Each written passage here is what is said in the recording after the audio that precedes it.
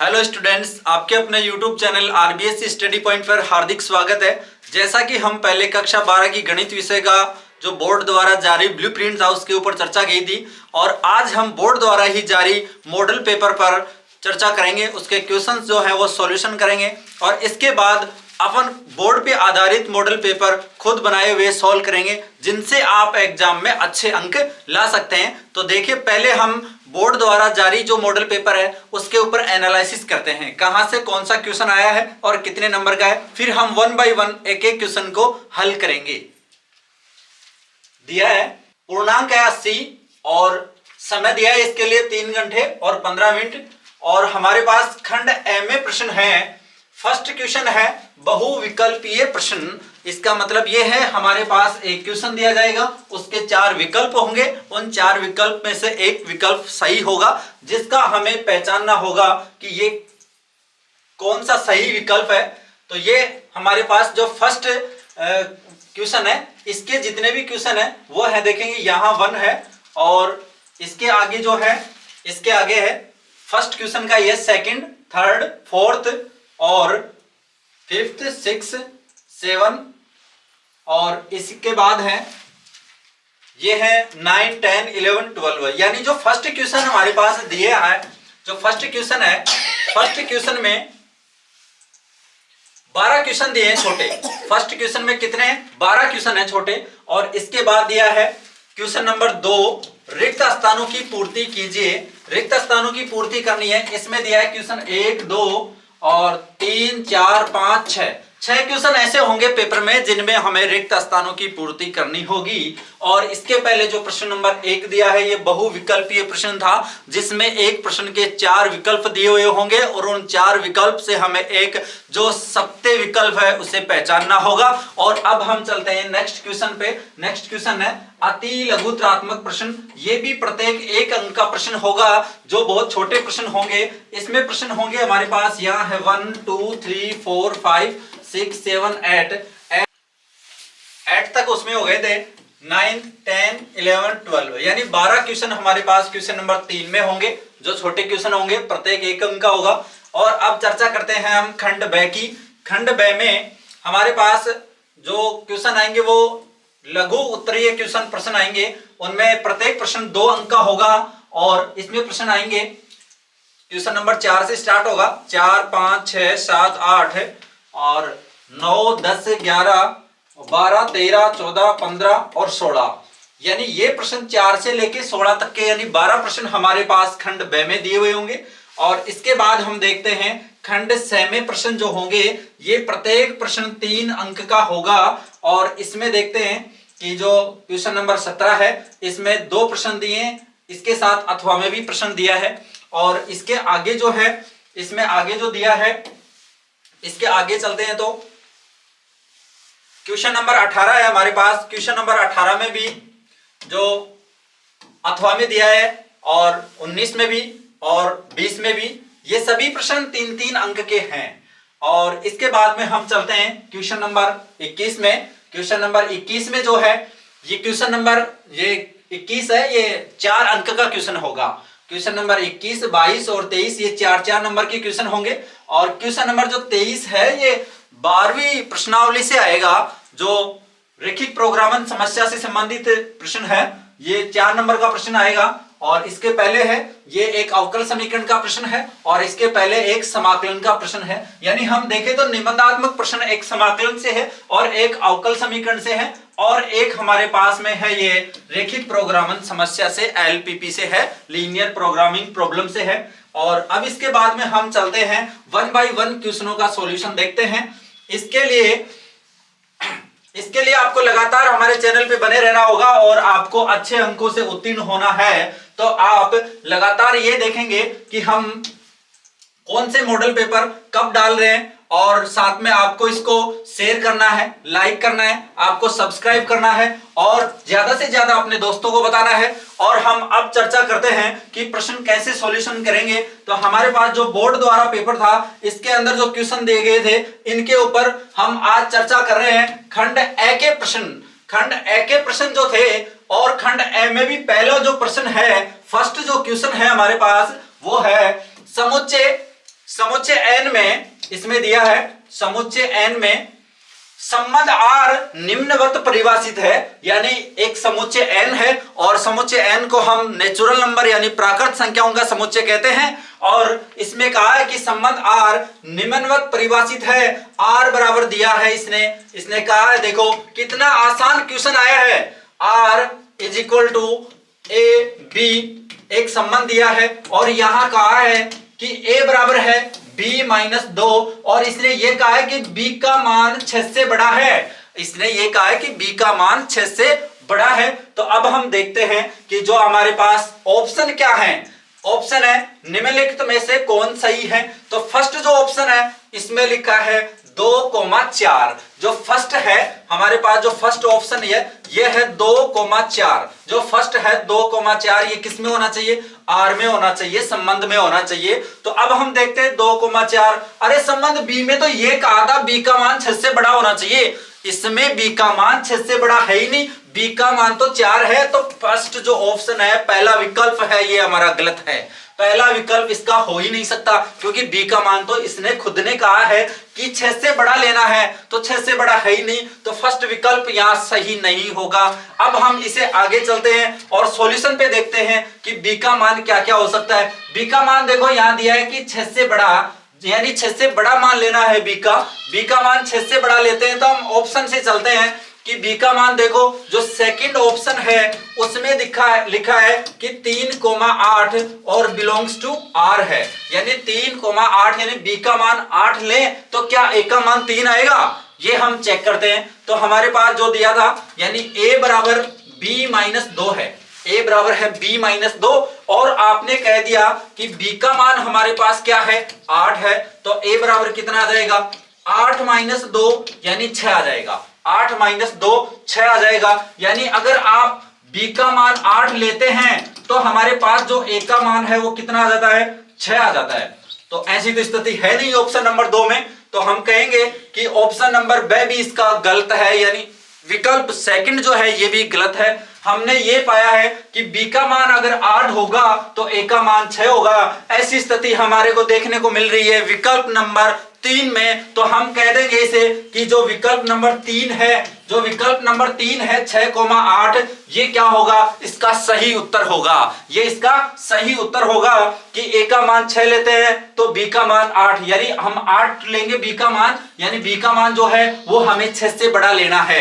तो पहला ऑप्शन था, इसमें तो हमें 6 कम, जो B का मान था वो 4 दिया था, 6 से कम था, तो ये गलत हो गया।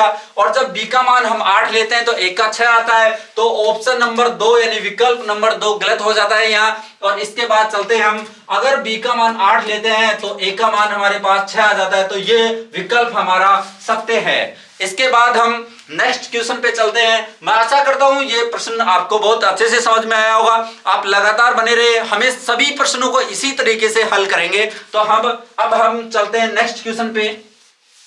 जो नेक्स्ट क्वेश्चन है उसकी चर्चा करते हैं। तो नेक्स्ट क्वेश्चन में लिखा है इसने कि देखो,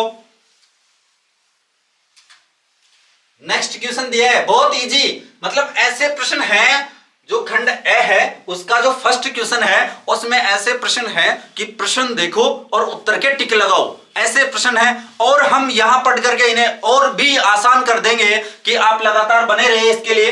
तो अब हम देखते हैं, यहां लिखा है यदि अवयव ए और बी क्रमशः m क्रॉस n तथा n क्रॉस P है तो ए बी का क्रम ज्ञात कीजिए। ये ऐसे कह रहा है कि एक मैट्रिक्स है A, यानी A I J हम लिख लेते हैं इसको, और ये कह रहा है कि m क्रॉस n की है, क्या है, m क्रॉस n की मैट्रिक्स है। दूसरी जो मैट्रिक्स है B, इसके बारे में हम लिख लेते हैं कि ये B I J है, तो ये है n क्रॉस P की मैट्रिक्स है, n क्रॉस P की मैट्रिक्स है। अब हम इन्हें कब मल्टीप्लाई कर सकते हैं, जब दो मैट्रिक्स हैं ए बी। अब हम इन्हें कब मल्टीप्लाई कर सकते हैं, जब इसके अंदर कॉलम और इसके अंदर रो का मान बराबर हो। तो यानी n है, यहाँ n है, यहाँ लास्ट में n है, या स्टार्टिंग में n है, तो हम ये कह सकते हैं कि इन दोनों को मल्टीप्लाई अपन कर सकते हैं। अब हम चर्चा करते हैं कि इसमें जो ए बी दोनों को मल्टीप्लाई करेंगे तो हमारे पास कितने ऑर्डर की मैट्रिक्स आएगी। तो ये हम देखते हैं कि ये जो m है ये है और ये p है, यानी फर्स्ट मैट्रिक्स से तो हमारे पास पंक्तियों की संख्या आ जाती है और द्वितीय मैट्रिक्स से हमारे पास कॉलम की संख्या आ जाती है। यानी अब हम इसके बारे में लिखेंगे कि ए आई जे जो भी होगा या बी आई जे होगा इनटू में ये m क्रॉस n है, और यहां लिखेंगे बी आई जे और ये है m क्रॉस n। इससे मान लो कोई नई मैट्रिक्स बनेगी सी आई जे, तो ये होगी m क्रॉस p की। किसकी होगी? m क्रॉस p की होगी। तो ऐसी मैट्रिक्स किसमें है? ऐसी मैट्रिक्स किसमें है? तो हमारे पास आया है m क्रॉस p, जो ए बी आया है, जो कितने ऑर्डर का होगा? m क्रॉस p ऑर्डर का होगा। जो अब हम यहाँ ऑप्शन में देखते हैं, पहले p क्रॉस m है, फिर n क्रॉस m है, फिर n क्रॉस p है, फिर है m क्रॉस n है। तो यहां देखिए m क्रॉस p कर लेते हैं, हम यहां लिख लेते हैं m क्रॉस p। ये मिसप्रिंटिंग हुई है तो ये है m क्रॉस p आएगा। यानी जब एक ए जो मैट्रिक्स है ये m क्रॉस n ऑर्डर की है और जो b है ये n क्रॉस p की है, तो जो ए बी हमारे पास आएगी वो आएगी m क्रॉस p की, m क्रॉस p ऑर्डर की आएगी। अब हम चलते हैं नेक्स्ट क्वेश्चन पे। तो इसमें तो जो हमारा विकल्प होगा वो विकल्प नंबर 4 सही है, m क्रॉस p। अब हम चलते हैं नेक्स्ट क्वेश्चन पे। नेक्स्ट क्वेश्चन देखते हैं। नेक्स्ट क्वेश्चन है हमारे पास, निम्न फलनों के असंतत फलन, निम्न फलनों में असंतत फलन कौन सा है? ये देखना है कि जो हमारे पास फलन दिए हैं और इनमें से हमें ये देखना है कि संतत फलन कौन सा है। तो हम चर्चा करते हैं इसकी कि फलनों के जो संतत फलन है। हम जो विकल्प से देखते हैं यहाँ, तो पहले विकल्प दिया है हमारे पास में साइन x, पहला विकल्प है साइन x। तो साइन x तो हमेशा संतत फलन होता है, क्योंकि साइन x के बारे में तो आपने जो ग्राफ है उसका वो देखा होगा कि साइन x का ग्राफ तो ये है और ये तो हमेशा क्या है? संतत है। तो इसका मतलब साइन x तो असंतत नहीं है, यानी संतत है। तो जो प्रथम ऑप्शन है, प्रथम विकल्प है, ये हमारा गलत होगा। तो अब हम नेक्स्ट विकल्प पे चलते हैं। तो जो नेक्स्ट विकल्प है वो है, जो विकल्प नंबर ब है वो है एक्स स्क्वायर। एक्स स्क्वायर है, ये एक अलजेब्राइक फंक्शन है और द्विघात है, तो ये एक हमेशा संतत फलन होगा। अब हम चर्चा करते हैं विकल्प नंबर 3 पे। जो विकल्प नंबर 3 है वो लिखा हुआ है 1/1 माइनस 2x। ये हमेशा संतत होता है सिर्फ एक बिंदु के अलावा। कौन से बिंदु पर? जब ये नीचे वाला जो बिंदु है इसके ऊपर परिभाषित नहीं है, परिभाषित नहीं है तो ये संतत भी नहीं होगा। यानी 1 माइनस 2x है, ये 1 माइनस 2x है, ये नॉट इक्वल टू 0 होना चाहिए। इसका मान नॉट इक्वल टू 0 होना चाहिए। और किस पे नॉट इक्वल टू 0 होना चाहिए? देखते हैं यहाँ x का मान क्या नहीं होना चाहिए। तो यहाँ देखते हैं, तो यहाँ से 2x इज इक्वल टू 1 आ गया, यानी x इज इक्वल टू 1/2, यानी x बराबर 1/2। x बराबर 1/2 यहां मान नहीं होना चाहिए, क्योंकि x बराबर 1/2 पर ये असंतत है। x बराबर 1/2 पर क्या है? असंतत है, क्योंकि x बराबर 1/2 पर ये परिभाषित ही नहीं है। तो इसका मतलब ये क्या हो गया? असंतत हो गया। किस पे? 1/2 पे हो गया। इसका मतलब असंतत फलन ही अपने को पूछ रहा था। असंतत फलन कौन सा हो गया फिर? तो हम कह देंगे कि जो 1/1 माइनस 2x है ये असंतत फलन है। ये कौन सा फलन है? असंतत फलन है। तो हमारा विकल्प नंबर 3 सही होगा। अब हम चलते हैं नेक्स्ट क्वेश्चन पे। जो नेक्स्ट क्वेश्चन है, नेक्स्ट क्वेश्चन है हमारा क्वेश्चन नंबर 4 है, और क्वेश्चन नंबर 4 में लिखा है इसने कि sin 3x dx का मान ज्ञात कीजिए। इसने लिखा है sin 3x और dx का मान ज्ञात कीजिए। तो अब हम देखते हैं, इसकी चर्चा करते हैं। तो जो इसे लिख लेते हैं I बराबर समाकलन sin 3x dx। अब हम देखते हैं ये कि सीमा नहीं दी हुई है समाकलन की, यानी अनिश्चित समाकलन है। और अब हम यहां देखते हैं कि साइन है और इसके आगे 3x है, तो हम 3x को t मान लें। 3x is equal to t मान लिया, 3 ऐसा कैसा, और ये dx is equal to dt आ गया। दैट इंप्लाइज, यानी dx की जगह हम लिख सकते हैं 1/3 इंटू dt लिख सकते हैं। dx की जगह हम क्या लिख सकते हैं? 1/3 dt, और 3x की जगह हम लिख सकते हैं t। तो क्या आएगा? I इज इक्वल टू समाकलन, और यह आ जाएगा साइन टी और dx की जगह dt बटा 3 यानी 1/3 हम पहले ले लेते हैं और ये dt आ गया। तो I इज इक्वल टू 1/3 हमारे पास ऐसा कैसा है, और साइन का जो समाकलन है वो होगा माइनस कोस टी। तो हम यहां लिखेंगे माइनस कोस टी और इसके आगे अनिश्चित समाकलन है तो हम c लगा देंगे। इसके आगे हम क्या लगा देंगे, c लगा देंगे। अब हम वापस से t की वैल्यू रख लेते हैं, तो ये तो आ गया माइनस का 1/3 और कोस t है, t की जगह 3x रख देंगे तो ये आ जाएगा कोस 3x और प्लस का c आ जाएगा। तो हमारे पास जो समाकलन है I बराबर समाकलन 3x dx, उसका मान आएगा माइनस 1/3 कोस 3x dx।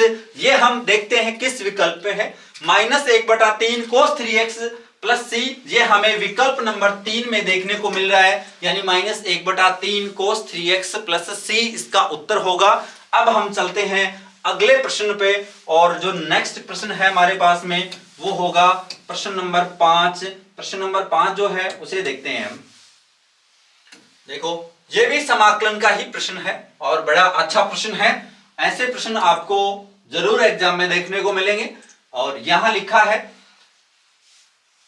समाकलन x into sine x dx का मान होगा, तो इसे हम हल करते हैं। उसके पहले हम एक सूत्र देखेंगे कि जैसे दो फलन हो हमारे पास में, दो फलन हो समाकलन में u इंटू v, दो फलन हो हमारे पास में समाकलन में, तो क्या होगा u इंटू v, ये लिख लिया हमने u इंटू v। और इसका जब समाकलन करते हैं तो हम क्या करेंगे, पहले यहां फर्स्ट और सेकंड हमें मानना आना चाहिए। फर्स्ट और सेकंड मानते हैं, हम मानते हैं आइलेट से। आइलेट का मतलब है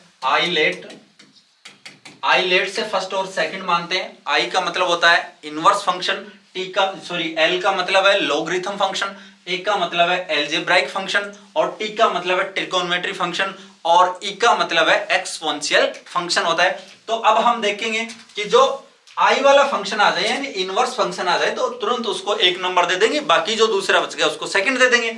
अब मान लो आई वाला यानी इनवर्स फंक्शन नहीं है तो हम एल यानी लॉगरिथम वाले फंक्शन को 1 नंबर दे देंगे, तो दूसरा जो बच गया उसको 2 नंबर दे देंगे। अगर मान लो लॉगरिथम का भी प्रश्न नहीं है तो फिर हम एल्जेब्राइक फंक्शन देखते हैं। एल्जेब्राइक फंक्शन है तो उसे 1 नंबर दे देंगे और उसके बाद में जो बच गया उसके सेकंड दे देंगे। अगर मान लो कि एल्जेब्राइक भी नहीं है तो फिर ट्रिगोनोमेट्री फंक्शन आएगा, उसको 1 नंबर दे देंगे और बच गया उसको 2 नंबर दे देंगे। तो इस प्रकार से हम यह नंबरिंग करते हैं। अब हम ये मान लो कि इस जो अपने पास जो फॉर्मूला है, इस फॉर्मूले में हम ये देखते हैं कि फर्स्ट और सेकंड हम यहाँ इसको मान लेते हैं। फर्स्ट हमारे पास u है और सेकंड हमारे पास v है। तो हम पहले फर्स्ट को ऐसा ऐसा रखते हैं यानी u को ऐसा ऐसा रख लिया, सेकंड का समाकलन कर देते हैं v और इसके बाद माइनस फिर एक बड़ा सा समाकलन और हम ब्रैकेट यूज करेंगे यहाँ, और ब्रैकेट में हम ये लिखेंगे कि जिसे हमने छोड़ा था यानी फर्स्ट वाले को हमने छोड़ा था उसका कुछ नहीं किया, उसका हम यहाँ अवकलन कर देंगे यानी डैश लगा देंगे और इसके बाद में हम समाकलन का साइन लगाएंगे और वापस से उसी का समाकलन करेंगे जिसका हमने पहले समाकलन किया है v का, तो यहाँ v का समाकलन करेंगे और ब्रैकेट बंद कर देंगे। ये फॉर्मूला है यानी u समाकलन v और माइनस समाकलन u डैश समाकलन v। तो इस प्रकार से इसे हल करते हैं और ये अनिश्चित समाकलन है तो लास्ट में इसमें सील ऐड और कर देंगे। यहां देखते हैं हमारे पास जो समाकलन दिया है इसे मान लेते हैं i बराबर है x साइन x और dx मान लेते हैं और इसे फर्स्ट और सेकंड से हम हल करते हैं। तो फर्स्ट किसे मानेंगे, हमारे पास अभी हमने सीखा था कि आई लेट से हम नंबरिंग कर देंगे। किससे नंबरिंग करते हैं, आई लेट से नंबरिंग करते हैं। तो आई लेट से देखें तो देखो आई का मतलब इनवर्स फंक्शन नहीं है यहाँ, एल का मतलब लॉगरिथम नहीं है यहाँ, एलजेब्रा का मतलब बीजगणितीय फलन, तो बीजगणितीय फलन है ना यहाँ x, इसे ही हम फर्स्ट कह देंगे। इसे क्या कह देंगे, हम फर्स्ट कह देंगे। तो बच गया वो क्या बच गया साइन x, इसे हम सेकंड कह देंगे और हम ऊपर वाले जो फॉर्मूला है अपने पास उसका यूज करते हैं। जो ऊपर वाला फॉर्मूला है उसे यूज करें तो फर्स्ट हमारे पास क्या है, फर्स्ट है हमारे पास में x है तो हम x को बाहर रखेंगे और फिर समाकलन का साइन, और हम यहां देखते हैं सेकंड का समाकलन तो साइन x का समाकलन लगा दिया, साइन एक्स का समाकलन और dx माइनस का साइन और इंटीग्रेशन और फर्स्ट वाले का अवकलन, यानी फर्स्ट हमारे पास में x है और अब हम यहाँ x का अवकलन करेंगे तो यहाँ रख देते हैं dx अपॉन dx और यहाँ सेकंड का फिर से समाकलन करेंगे। सेकंड फंक्शन हमारे पास में sin x है तो यहाँ रख देंगे sin x और dx और इसके लास्ट में हम ऐड कर देंगे c। अब इसे और हल करते हैं हम, तो हम याद करते हैं कि जो x है, x तो ऐसा कैसा रहेगा, तो ये तो आ गया x और sin x का समाकलन क्या होता है माइनस कोस x, तो माइनस का साइन हम बाहर लगा देंगे और ये हम लिख देंगे कोस x लिख दिया माइनस का कोस x। इसके बाद में हम यहाँ माइनस का साइन लगाएंगे और ये समाकलन और इसे और हल करेंगे हम। x का x के रेस्पेक्ट में अवकलन 1 होता है तो अब हम यहाँ लिख देंगे 1 और जो sin x था इसका हम समाकलन करेंगे तो हमारे पास क्या आएगा माइनस का कोस x आ जाएगा और अब हम यहाँ लास्ट में dx लगा देंगे और प्लस का c। इसका नेक्स्ट जो सॉल्यूशन आएगा उसे देखते हैं तो ये आएगा माइनस x कोस x और यहाँ देखते हैं तो ये कोस x जो माइनस है यहाँ प्लस में आ जाएगा और कोस x का फिर से हम समाकलन करेंगे तो हमारे पास में आ जाएगा साइन x, तो प्लस साइन x और प्लस का c आ गया। ये किसका मान आया है, i का मान आया है। ऐसा हमारे पास है क्या माइनस x कोस x और प्लस साइन x प्लस का c, ये हमारे पास में जो आंसर आया है ये देखिए कहां मिलेगा हमें, कौन से विकल्प में है, माइनस का x कोस x और प्लस साइन x प्लस का c। ये हम देखते हैं, देखो विकल्प नंबर 2 में दिया है, विकल्प नंबर 2 में दिया है तो हमारे पास में समाकलन x साइन x dx का मान जो होगा वो माइनस x कोस x plus sign x plus का c होगा। अब हम चलते हैं नेक्स्ट प्रश्न पे, जो नेक्स्ट प्रश्न होगा हमारे पास में 6 नंबर होगा। 6 नंबर प्रश्न पे चर्चा करते हैं हम।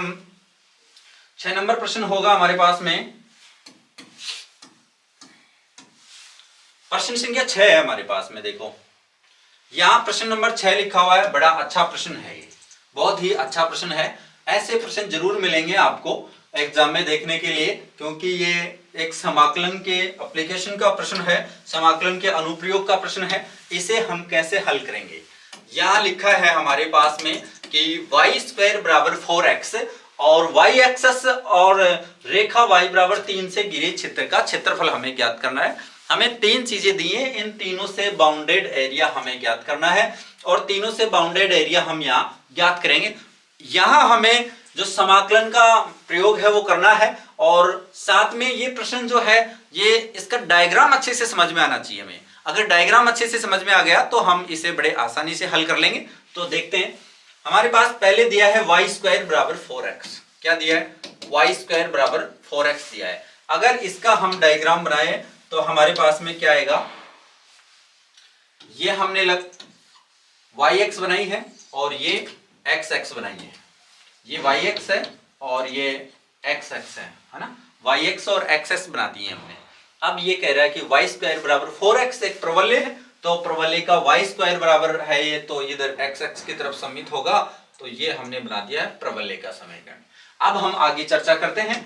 आगे हमारे पास में होगा y एक्सिस, तो ये हमारे पास y एक्सिस है, ये हमने y एक्सिस कह दिया और ये हमारे पास में x एक्स था और इसके बाद में हमारे पास है y बराबर 3 से। अगर हम माने तो हम कह देते हैं कि यहाँ हमारे पास y बराबर 3 है। अगर इस रेखा को हम आगे बढ़ाते हैं तो हमारे पास यहाँ आ जाता है y बराबर 3 आ जाता है।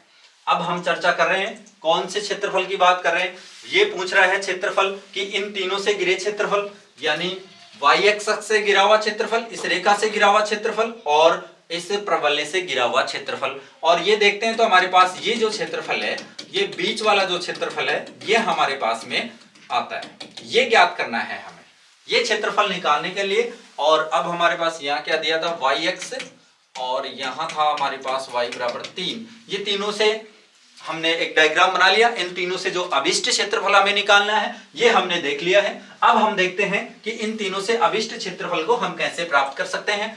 तो अब हम ज्ञात करेंगे सबसे पहले कि ये जो प्रतिच्छेदन बिंदु है जो किस किस का है, y बराबर 3 और प्रवलय का प्रतिच्छेदन बिंदु है। तो पहले हम y बराबर 3 और जो प्रवलय है इसका प्रतिच्छेदन बिंदु ज्ञात करते हैं और इस बिंदु को हम नाम दे देते हैं A और इस बिंदु को नाम दे देते हैं O और इसको दे देते हैं B। तो अब हम A बिंदु के निर्देशांक ज्ञात करेंगे।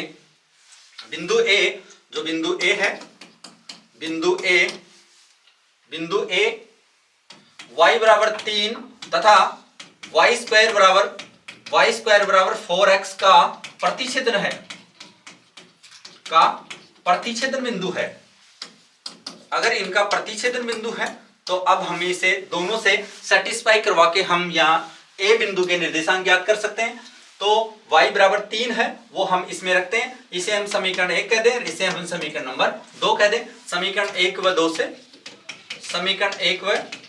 से समीकरण 1 व 2 से हल करें तो समीकरण 2 से हम यहाँ वैल्यू उठा के रखते हैं, तो 3 का स्क्वायर इज इक्वल टू 4 और ये है x है, तो ये कितना आ गया 9/4 आ जाएगा यहाँ से। तो x का मान जो आएगा तो ये आ गया 9 और ये बटा में 4 और ये आ गया x का मान आ गया। x का मान क्या है 9/4 आ गया, x बराबर आ गया 9/4 आ गया। देखो, और यहाँ जो y का मान है ये पहले से हमारे पास था 3 है y का मान, तो अब हम यहाँ देखते हैं कि बिंदु a के जो निर्देशांक हैं ये x का मान आया है हमारे पास में 9/4 और y का मान है 3 है। अब हम देखते हैं कि ये हमने लिखा, ये डैश डैश करके हम इसको x पे मिलाते हैं और इस बिंदु को हम नाम दे देते हैं C।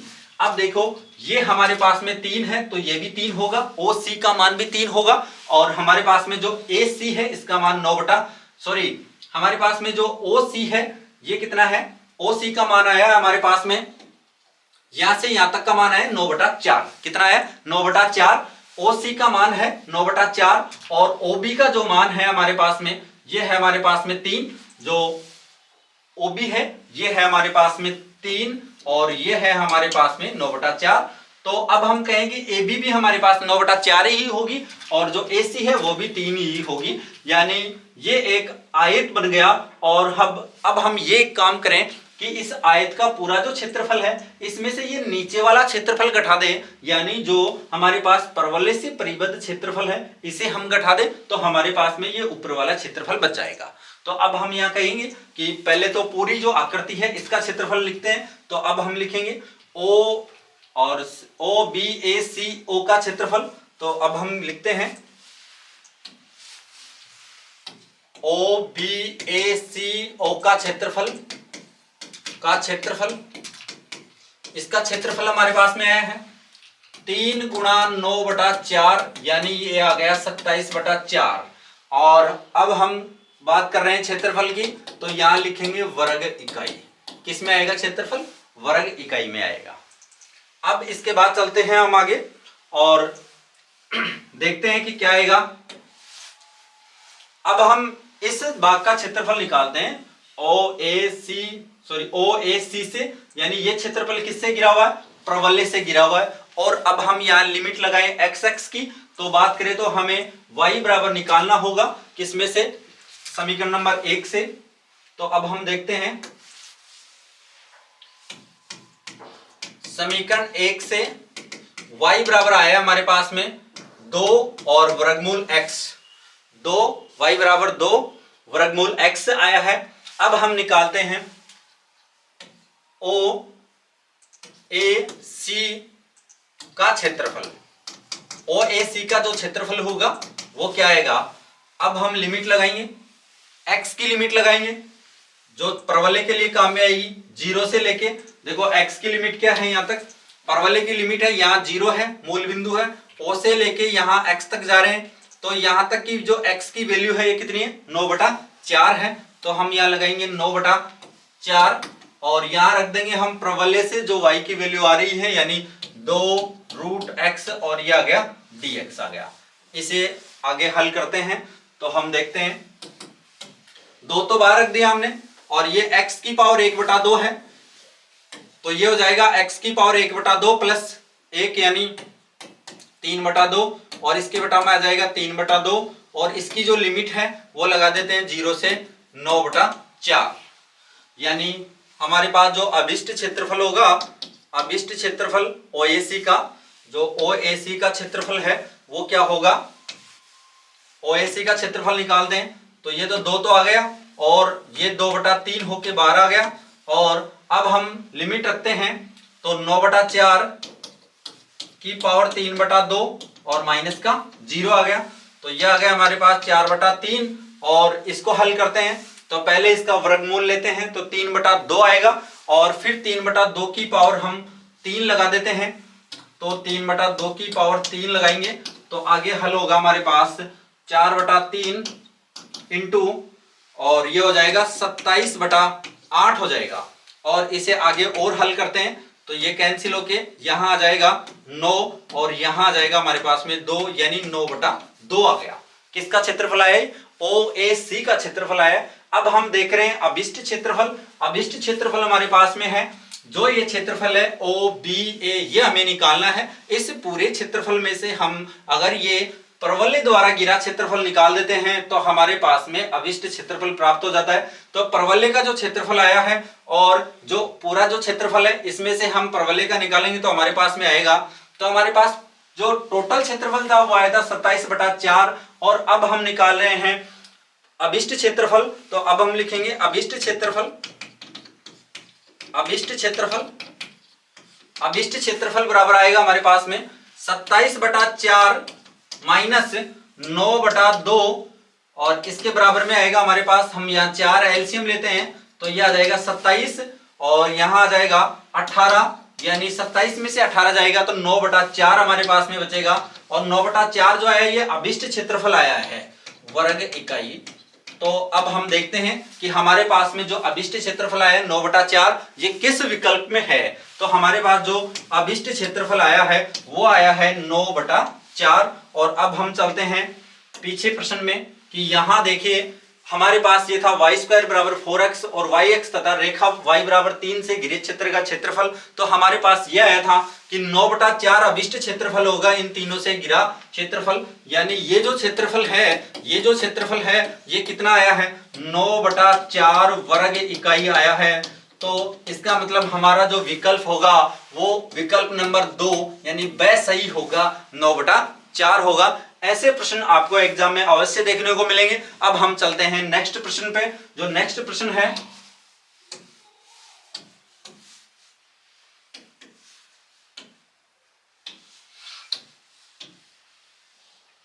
नेक्स्ट प्रश्न होगा हमारा प्रश्न संख्या 7 और इसमें लिखा है हमारे पास में, ये तो बहुत ही इजी प्रश्न आ गया।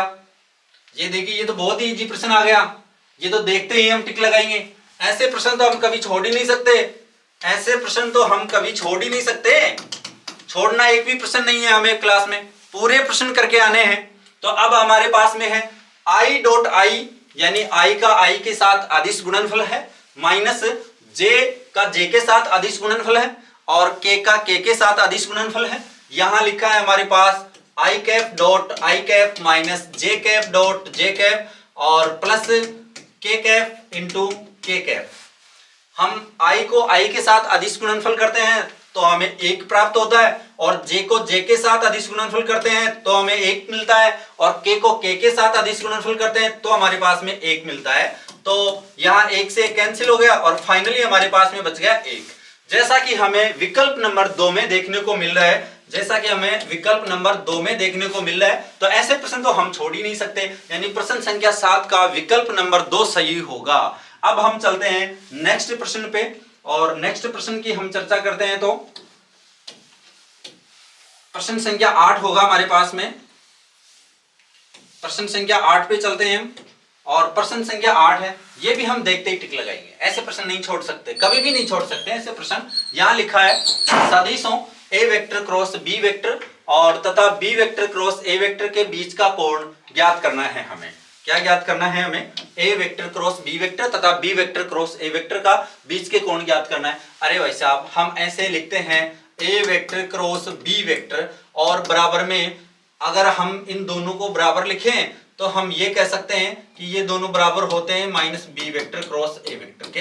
तो इसमें से माइनस वापस आ जाता है, तभी ये बराबर हो सकते हैं। इसका मतलब ये है इसकी जो दिशा है ये इसके विपरीत दिशा में होता है, यानी A vector cross B vector का जो भी सदिश होगा उसके विपरीत दिशा में होगा B vector cross A vector. ये माइनस चिन्ह किसको दर्शाता है? दिशा को दर्शा रहा है यहाँ कि अपोजिट डायरेक्शन में है। और जब कोई सदिश एक किसी दिशा में है जस्ट उसके अपोजिट कोई दूसरा सदिश है तो इसका मतलब वो पूरे 180 डिग्री पे घूम गया, यानी हमारे पास में जो विकल्प नंबर 4 है वो इसका सही आंसर होगा। तो अब हम यहां कह सकते हैं कि विकल्प नंबर 4 यानी 180 डिग्री होगा इनके बीच का कोण। अब हम देखते हैं नेक्स्ट प्रश्न पे चलते हैं। प्रश्न संख्या 9 है। प्रश्न संख्या 9 की हम चर्चा करते हैं। तो देखो प्रश्न संख्या 9 हमारे पास में है। ये भी बहुत ही अच्छा प्रश्न है, ये भी बहुत ही अच्छा प्रश्न है। तो अब हमारे पास दिया है कि अल्फा बीटा वाई की वाई एक्स से दूरी कितनी है। अल्फा बीटा और वाई एक्स से दूरी कितनी होगी। तो अब हम कह दें वाई एक्स से अगर आप दूरी निकाल हो तो वाई एक्स पर वाई का ही मान होगा। अल्फा और बीटा का मान, अल्फा और बीटा जो यानी एक्स और जो जेड है हमारे पास में, यानी एक्स का और जेड का मान यहाँ पे 0 होगा। तो अब हम कह सकते हैं कि यहाँ अल्फा माइनस, हम कह सकते हैं कि अल्फा माइनस 0 का होल स्क्वायर प्लस, और अब हम इसे कहेंगे कि गामा माइनस 0 का होल स्क्वायर, और इसका हम ले लेंगे वर्गमूल। तो ये हमारे पास आ जाएगा वर्गमूल alpha square plus gamma square, alpha square plus gamma square, और इसका वर्गमूल। तो हमारे पास ऐसा विकल्प नंबर 4 में लिखा हुआ है वर्गमूल alpha square plus gamma square. इसका मतलब हमारा विकल्प नंबर 4 सही है। अब हम चलते हैं क्वेश्चन नंबर 10 पे, यानी नेक्स्ट क्वेश्चन पे चलते हैं। अब हमारे 9 प्रश्न पूरे हो चुके हैं अभी तक। मुझे लग रहा है कि आपको पढ़ने में बहुत ज्यादा मजा आया होगा। अब जब आप कोई पढ़ाई कर रहे हैं तो वो इंटरेस्ट से अगर आप पढ़ाई करते हैं तो वो बहुत अच्छा होता है। तो अब हम देखते हैं हमारे पास में जो है ये दिया है। देखो हम चर्चा करते हैं। पी ए का मान है 3/10, पी बी का मान है 2/5, पी ए यूनियन बी का मान है 3/5, और पी बी बटा ए प्लस पी ए बटा बी के बराबर हमें ज्ञात करना है। तो ये हम ज्ञात करें तो देखो पी ए का मान दिया है इसने, पी बी का मान दिया है, पी ए यूनियन बी का मान दिया है। अगर हम अब हमें निकालना हो कि पी बी बटा ए ज्ञात कीजिए, पी बी बटा ए ज्ञात कीजिए, और इसका फॉर्मूला हम जानते हैं कि इसे कैसे हल करेंगे। तो इसे हल करते हैं पी ए इंटरसेक्शन बी बटा पी ए। अब हम कह सकते हैं कि यहाँ ए इंटरसेक्शन बी का तो मान है ही नहीं, ए इंटरसेक्शन बी का मान नहीं है, तो हम ए इंटरसेक्शन बी का मान ज्ञात करेंगे, क्योंकि हम जानते हैं कि पी ए यूनियन बी बराबर होता है P A plus P B minus P A intersection B. तो अब हमें अगर पी ए इंटरसेक्शन बी याद करना हो तो इसे इस साइड ले आएंगे और पी ए यूनियन बी को उस साइड ले जाएंगे, यानी P A intersection B is equal to P A plus P B minus P A union B. और यहाँ पे हम लिख देते हैं देखो पी ए इंटरसेक्शन बी, और इसका सॉल्यूशन करते हैं तो देखो ये आएगा 3/10 प्लस, और आगे है हमारे पास पी बी का मान 2/5, और इसका मान है हमारे पास में -3/5 हमने यहाँ रखा। और इसको नेक्स्ट सॉल्व करते हैं तो यहाँ हम tan एलसीएम ले लिया, तो ये आ गया 3, और ये आ गया प्लस का 4, और ये आ गया हमारे पास में माइनस के 6, यानी 7 माइनस का 6, यानी 1/10 आ गया। 1/10 आ गया। किसका मान आया है? पी ए इंटरसेक्शन बी का मान आया है। क्या आया है? 1/10 आया है। अब हम ऊपर वाले जो हमारे पास फॉर्मूला है उसमें रखते हैं कि जो अब नेक्स्ट पेज में चलते हैं, पी बी बटा ए निकालते हैं। पहले पी बी बटा ए निकालेंगे तो पी ए इंटरसेक्शन बी और बटा पी ए इंटरसेक्शन बी का मान कितना आया? 1/10, और नीचे लिख रहे हैं पी ए का मान 3/10 आया है। तो यहां लिखेंगे हम पी ए इंटरसेक्शन का मान आया हमारे पास 1/10, और इसका मान है हमारे पास में 3/10। जो पी ए का मान है वो 3/10 है, और इसका मान हमारे पास 1/10 आया। तो इसे हम हल करते हैं तो हमारे पास में क्या आएगा? 1/3 आ जाएगा। किसका मान आया है? पी बी बटा ए का मान आया है। अब हम निकालते हैं क्या? पी ए बटा बी। क्या निकालेंगे? पी ए बटा बी निकालेंगे। पी ए बटा बी निकालते हैं तो यह आएगा हमारे पास में पी ए इंटरसेक्शन बी, और यहां आ जाएगा पी बी, यानी जो नीचे होता है वो नीचे आ जाता है और ऊपर वही ए और बी के इंटरसेक्शन का मान आएगा। तो पी ए इंटरसेक्शन का पी ए इंटरसेक्शन बी का मान वही 1/10 आएगा। और जो पी बी का मान है वो हम देख लेते हैं क्या दिया है। पी बी का मान है हमारे पास में 2/5 है, तो ये हम यहाँ रख देते हैं 2/5। इसे और हल करते हैं 1/10 और इसे हम उल्टा करते हैं तो 5/2 रख सकते हैं इसको। तो यहां से हम देखते हैं कि ये कैंसिल हो गया और 1/4 आ गया। अब हमें जो ज्ञात करना है वो क्या है, पी बी बटा ए प्लस पी ए बटा बी हमें ज्ञात करना है। तो हमारे पास में आएगा 1/3 प्लस 1/4, यानी इसे और हल करते हैं तो हमारे पास एलसीएम आ जाता है 12। एलसीएम आ जाएगा तो 4 यहां आ जाएगा और प्लस का 3 यहां, यानी 7/12 आ जाता है। क्या आ जाता है हमारे पास में 7/12 आ जाता है। 7/12 आया। अब हम चलते हैं कि जो आंसर है वो क्या होना चाहिए, और आंसर है हमारे पास में 7/12। 7/12 कौन से में है, 7/12 तो फोर्थ में है। इसका मतलब हमारा विकल्प नंबर 4 सही होगा। पी बी बटा ए प्लस पी ए बटा बी का मान 7/12 आएगा। अब हम चलते हैं आगे जो चलते हैं तो नेक्स्ट क्वेश्चन पे चर्चा करेंगे। हमने अभी जो क्वेश्चन देखा है ये क्वेश्चन नंबर है 10। अब हम क्वेश्चन नंबर 11 पे चर्चा करते हैं। क्वेश्चन नंबर 11 है। ये देखिए हमारे पास दिया है कि ए और बी दो घटनाएं हैं, पी ए बटा बी बराबर पी बी बटा ए है। तब निम्न में से घटनाओं के बारे में सही का चयन करना है हमें। अगर हम सही का चयन करते हैं तो देखो क्या आएगा हमारे पास में,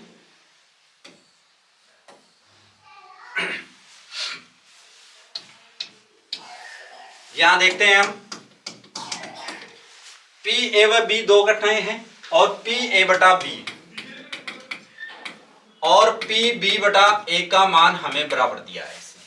तो देखते हैं हम पी ए बटा बी और पी बी बटा ए क्या होगा। पी ए बटा बी अभी हमने पहले वाले क्वेश्चन में रखा था, उसी पे बेसिस क्वेश्चन है। तो इसको देखते हैं, पी ए बटा बी को देखते हैं तो इसकी जगह लिखेंगे पी ए इंटरसेक्शन बी बटा पी बी।